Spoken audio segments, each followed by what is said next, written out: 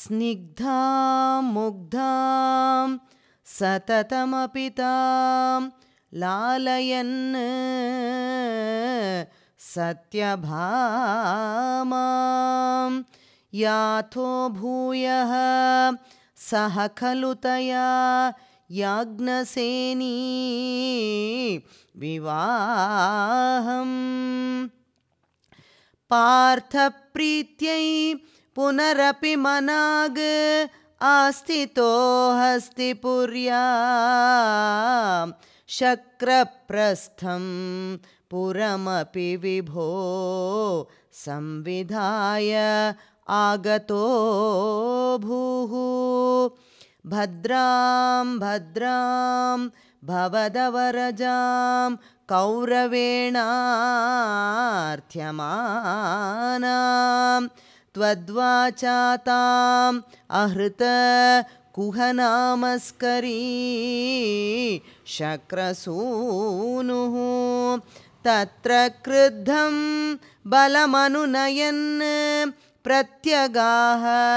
तेन सार्धं शक्रप्रस्थं प्रियसखमुदे सत्यभामा सहायः तत्र क्रीडन्नपि च यमुनाकूलदृष्टां गृहीत्वा तां कालिन्दीं नगरमगमः काण्डवप्रीणिताग्निः भ्रातृत्रस्तां प्रणयविवशां देव पैतृष्वसेयीं राज्ञां मध्ये सपदि जहृषे मित्रविन्दाम् अवन्तीं सत्यां गत्वा पुनरुदवहो नग्नजित् नन्दनां तां भद्वा सप्तापि च वृषवरान् सप्तमूर्तिः निमेषात् भद्रां नाम प्रददुरथते देव सन्तर्दनाद्याः तत्सोदर्यां वरद भवतः सापि पैतृष्वसेयी पार्थाद्यैरपि अकृतलवनं तोयमात्राभिलक्ष्यं लक्षं छित्त्वा शफरमभृता लक्ष्मणां मद्रकन्याम् अष्टावेवं तव समभवन् वल्लभाः तत्र मध्ये शुश्रोषत्वं सुरपतिगिरा भौमदुश्चेष्टितानि स्मृतायातं